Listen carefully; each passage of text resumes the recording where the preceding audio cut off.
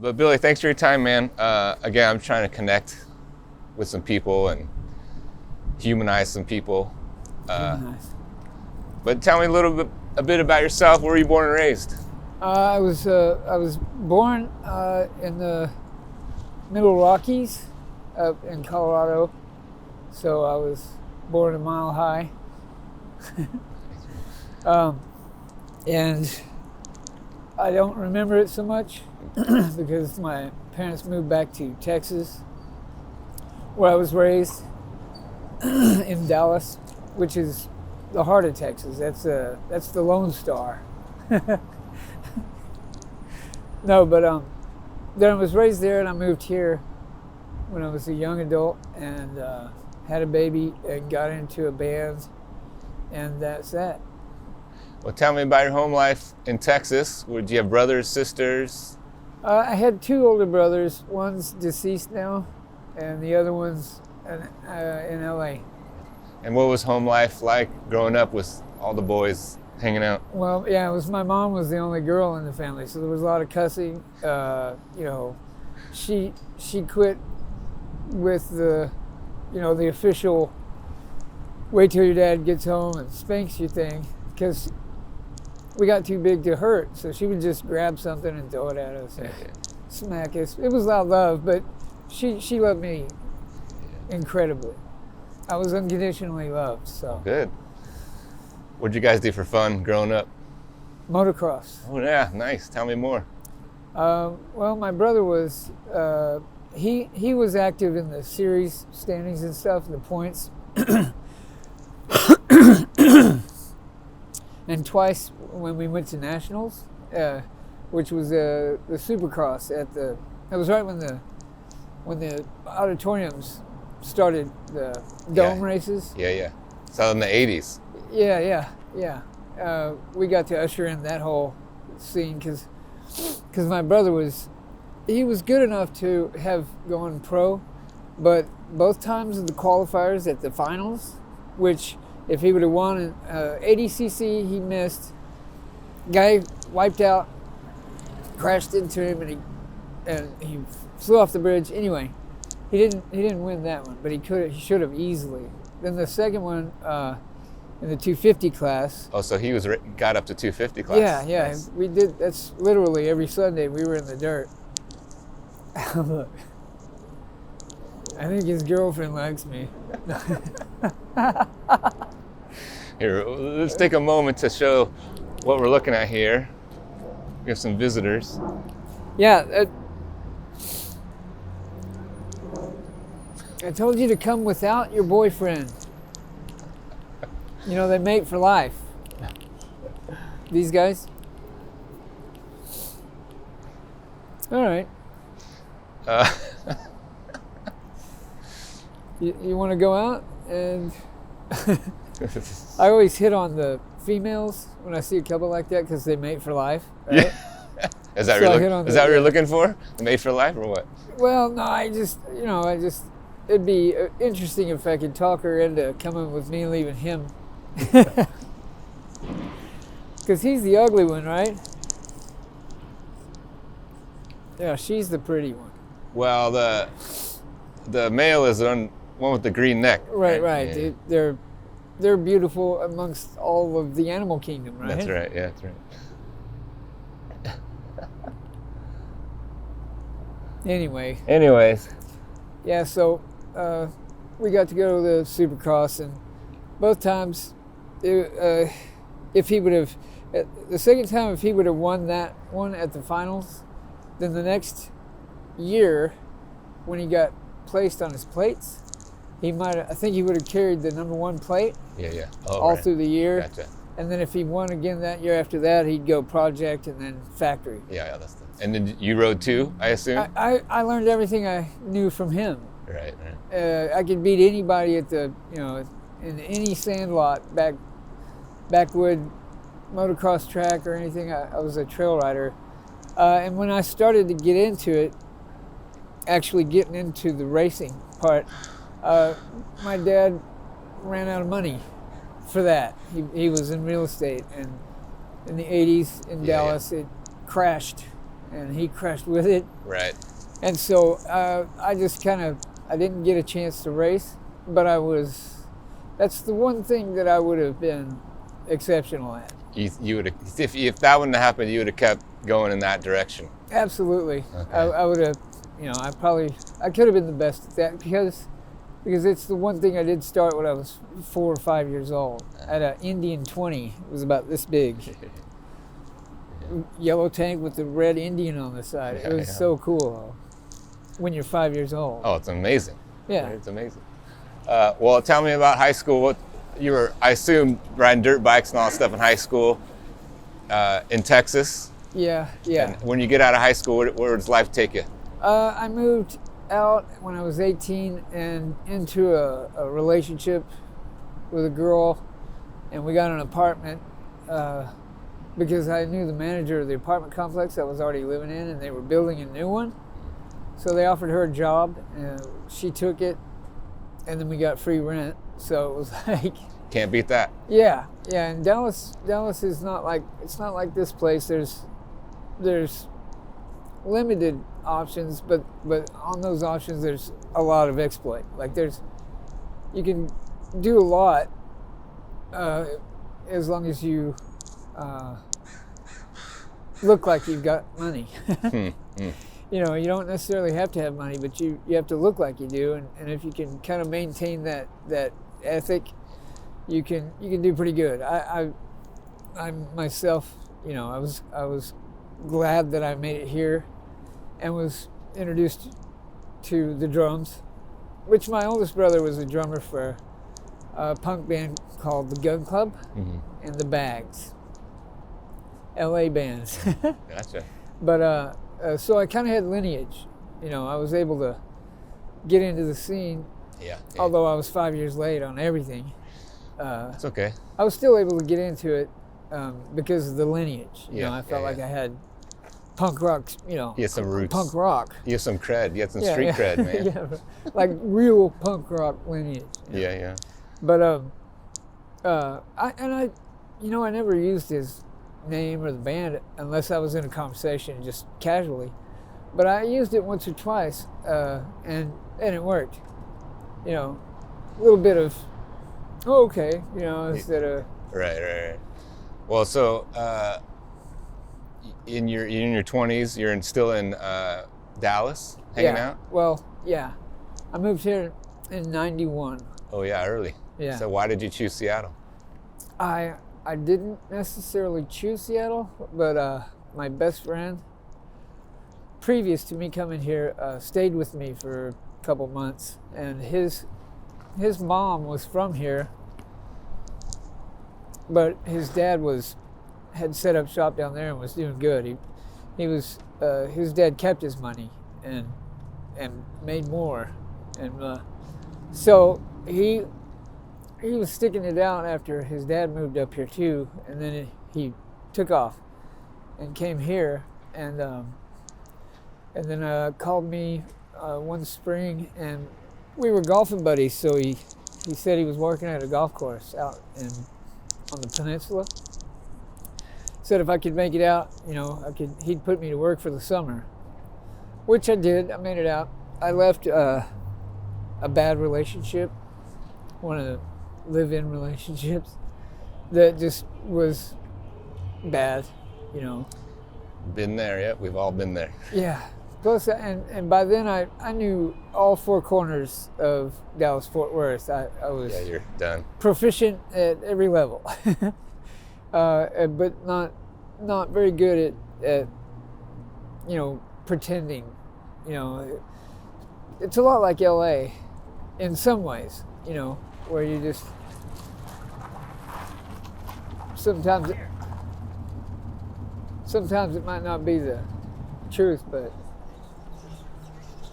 it's okay if if you look good. Yeah. I don't live inside. Yeah, I do. I told him that. I said assisted living. Do you know this guy? Yeah, I know him. Is he a friend of yours? Yeah. Is he joking? No, I know him. No, but I mean, is he being... Oh, huh? Josh? No, I haven't seen Josh for a couple days. Uh, So, so you're in Seattle. You made it to Seattle in '91. yeah. And what you're working? Yeah, I was working on a golf course Uh-huh.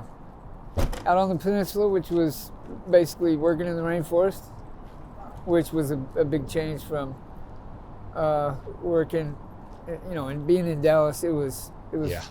a lot different. Yeah, that's like desert prairie to like the rainforest, the Yeah, ecosystems. Yeah, rolling plains, actually. Yeah. North Central's Yeah. rolling plains. You can kind of get these plateaus and then you dips, Uh-huh. but you can't really see it. Yeah. But, yeah, so I spent the first 6 months trying to get past the trees and couldn't, Like we'd go through a stand of trees where I was raised, and they'd flutter, and then they would stop and they'd open back up. You were looking for some open. I was looking for it to quit. Yeah, you got to go real far east. I ended up claustrophobic, Oh, interesting. kind of. That I'd never been in the forest before. I'd been in the woods, and trees, been in the mountains when I was young, but I'd never been in the forest like that.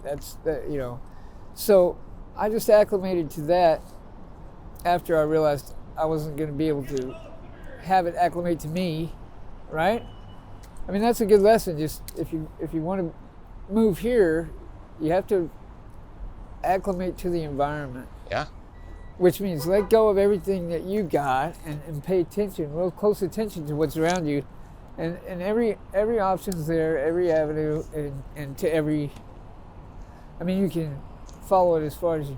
Yeah. Well, people survive in all sorts of environments in the world, right? Yeah, yeah. To the driest, to the wettest. Right. And anywhere in between, like you. Yeah. Yeah. For sure. This is a lot in between. I'm totally used to it now, though. I like the rain. Yeah. I like. I don't like cold though. Cold is still. I don't think I'll ever. I figured by now I would get used to the cold, but I haven't adapted to it. Yeah. I still get really cold. Yeah. I joined the club, man. It this last winter it was cold. Cold. So. Where does life take you? I don't know. Like, let's say you're working or in your 30s. I don't know how old you are. Oh, well, the one thing I did do when I got here was I got into a band because I mentioned the gun club and the bags to a friend of mine out in Port Townsend who was a true punk too.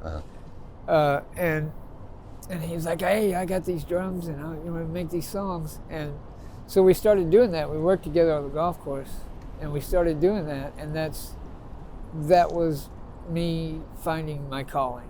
Like I wouldn't have done that if I wouldn't have come here. That's right. So it was almost like I was born into everything I kind of understand about everything was from learning from the luminaries in that area. So music was pretty intense to me, very very important, and it still is. I'm holding on to some old school things, like just like certain etiquettes, politically correct, being politically correct, and trying to sincerely own up to that. Yeah. So and that's hard when you get in a bad mood. And if you're out here, this strips you down until you're it just takes you to your raw core self. You can't really, things like integrity, the integral parts of, what makes you who you are, that gets lost. The first time you got to shit in the middle of downtown because you can't use the restroom, because you can't get a cup of coffee, so you go middle of the day and poop in the shrubs, and everybody's watching you. That's where I lost. That was the first time I lost a good portion of the integrity that I had left. Well, let's talk about, if you're open to talking about, how did that happen? Like, my guess is, are you alluding to you became unhoused? Right. And how did that happen? Well, I got in. I had a baby right around the same time. Boy, girl, or what? It was a girl. Yeah, I make girls. So, and that was that was at the same time my older brother, the motocrosser, he passed away just after I moved here. Oh, wow. So it was this tug of war thing. And you had the girl in Texas or here? Here. Okay, gotcha. Which I took as an exchange thing. It's like, we're going to take here, which I definitely kind of screwed up because I've never grieved over a family member, direct family member. Never grieved over one like that before. Yeah, it's tough. And it was more than I could handle, and definitely with a wife and 2 kids. Yeah. Because she had a kid from a previous arrangement. Gotcha. Which was all gravy, but luckily music came on the fold because that saved me. It still does. Yeah. It's like, basically I have a PhD in science, right? Now, because there's a accredited 10,000 hours of focusing on it, You've mastered, and it's music, Yeah. so it's that's a science, right? Music. Yeah. So I have a PhD in science, which makes me a doctor, and I'm glad that I didn't pay for that education, because no one's gonna talk to me on that level, really, and the people that you can talk to at that level, they don't want to talk about that. It's just it's more of it reaches this sacred area that like having a place to rest is sacred to me. Like I wouldn't mess with any of that as long as they are comfortable. You know what I'm saying? Segueing into something else, but I forgot what I was saying. Well, I was asking you how you became unhoused, basically. Oh yeah. Well, I that relationship fell apart, and I moved away for a while. I came back 6 years later. 6 years in exile, which coincidentally is in a song that Chris Cornell sang. But anyway, so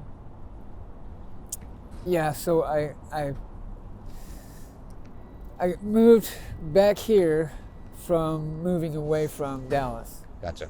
Because I was just staying with my brother there. I got a job and I was doing pretty good. So in those 6 years, you went back to Dallas, and then you came back here. 6 years, I went back to Dallas, and then I went to Atlanta because my mom wanted me to come and stay with her, so I did. And then then I flew back here, and I was let's see, how does it go? I'm still in the relationship. I ended up, it's kind of foggy actually, parts of how I actually ended up out here. But I rented a room because I was working downtown at a call center. So I rented a room in West Seattle. And was able to stay there with this job for quite a while. The job ran out because calls quit. Call centers, it's all cell phones and subliminal.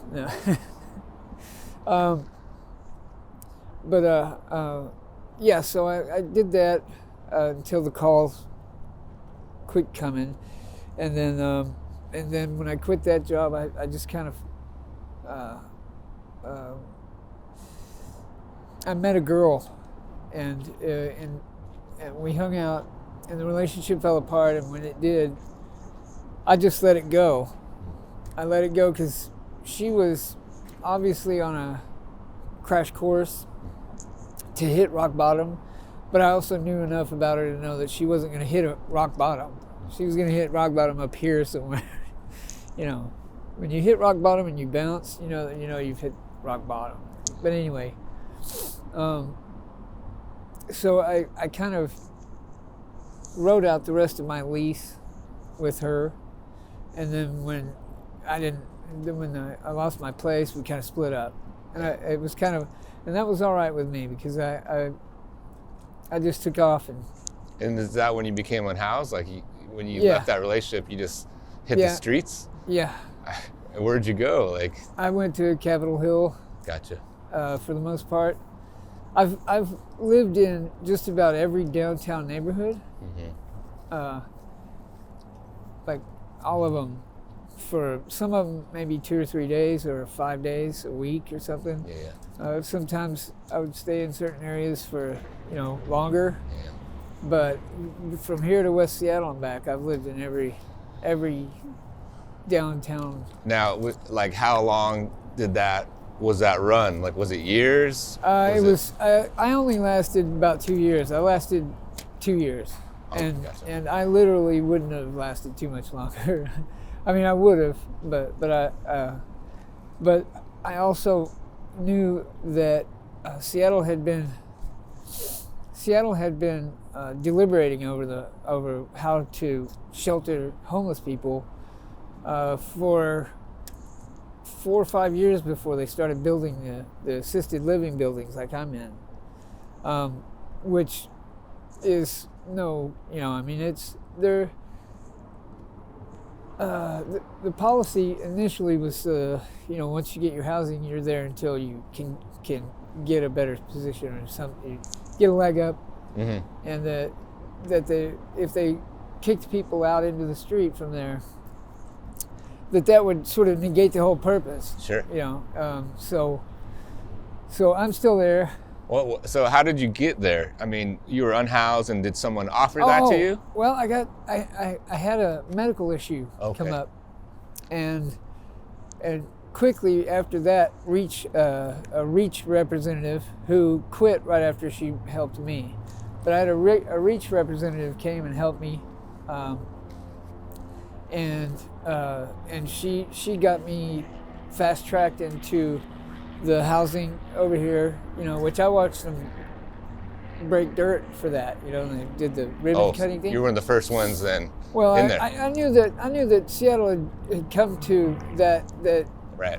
Well thought out decision on the best way to get somebody acclimated to the workforce again is to have them housing first, right? It's important, in a fully contained housing situation, which is like where I'm at now. So, and how long have you been there?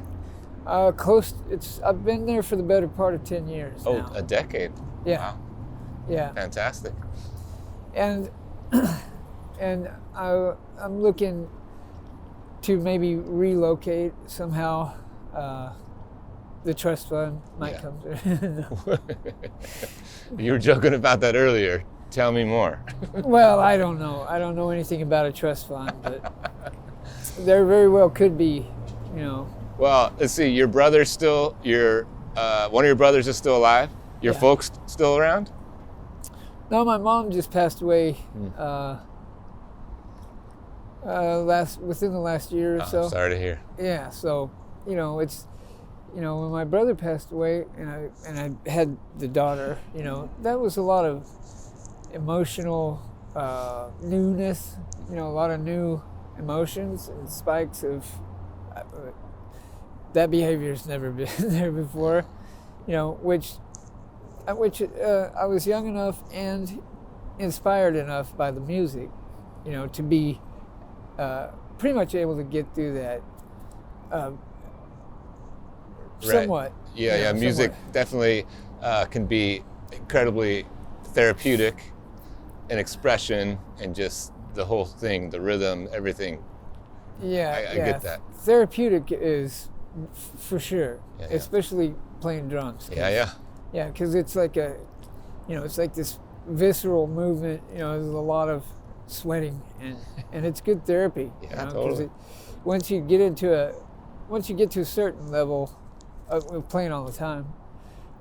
You have these little out-of-body experiences, transcendentally. You're just like, where am I going? I'm gonna leave you there and just.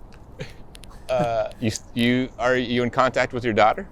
I've been having a real problem keeping up with my kids. And she's how old now? Oh, you kids? You said they're not kids now. Plural. They're mid and late 20s. Okay. So. How many?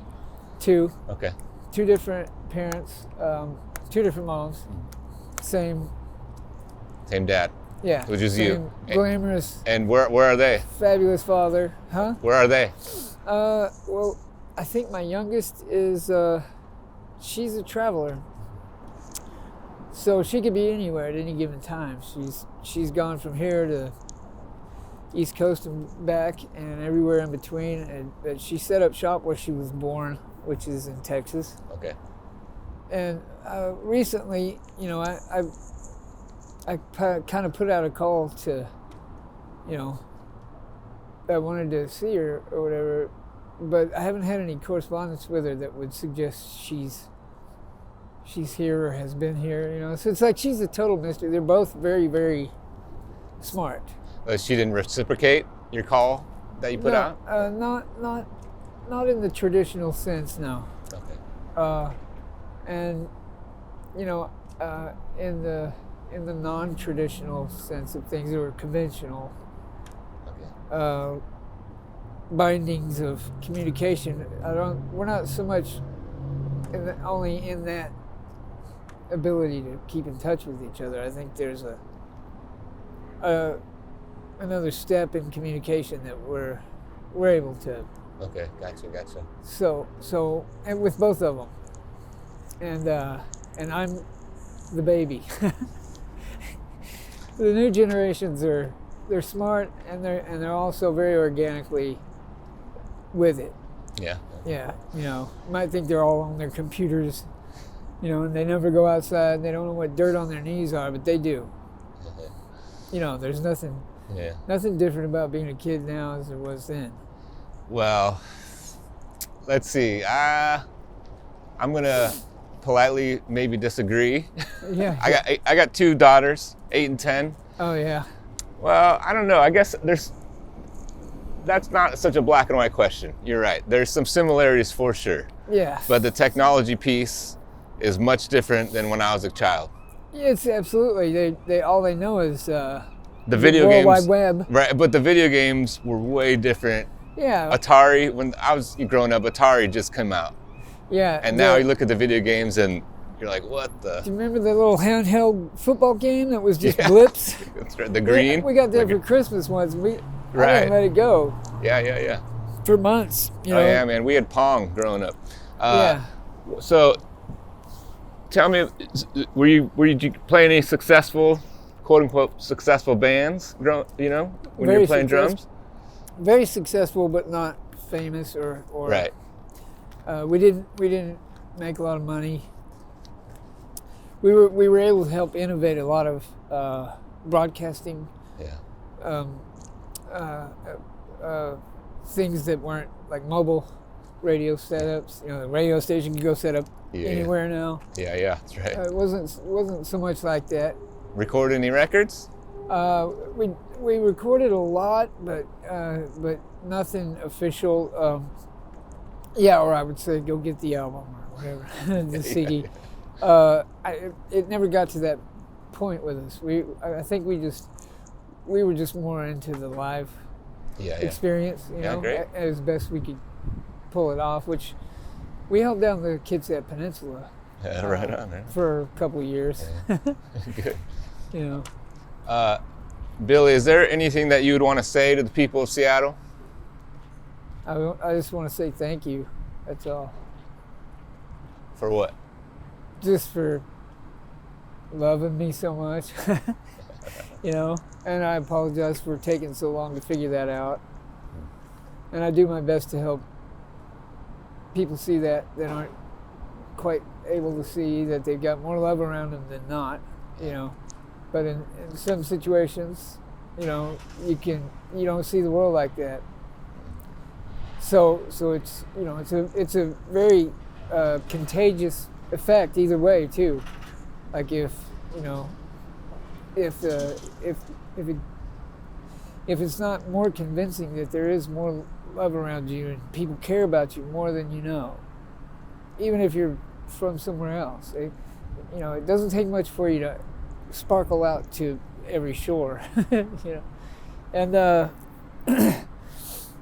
the only issue is the small talk sort of, you know. Being from Texas, I'm a natural bullshitter, just because that's the way that's the way they were in Dallas, and I've since had a discipline, you know, I had to go through a lot of disciplines to figure out how not to be so back in the 90s, because back then you could get shot. You know, it was like I had to learn to just keep my head forward, you know, wear earth tones and khakis, you know, and just mind my own business, which was very, very hard for me to do because it's kind of counterculture for you. Yeah. Well, and my nature is I just like to warm up to people, you know. I don't, not right now. I still, you know, if I get overwhelmed, I just go walk through, you know, a neighborhood down that way, you know, anywhere where the general public is, and I can and I can sort of get some redemption, you know, fill back up with some confidence, and then go back at it. But I'm forever indebted to the, you know, music being gifted me here, and you know, a lot of incredible music in Seattle for sure. Yeah, art, all kinds of art. But, incredible. Billy, thanks for your time, man. Appreciate it. It's good to hear your voice. Thanks for sharing. Yeah. All right, man. Let me grab that little mic.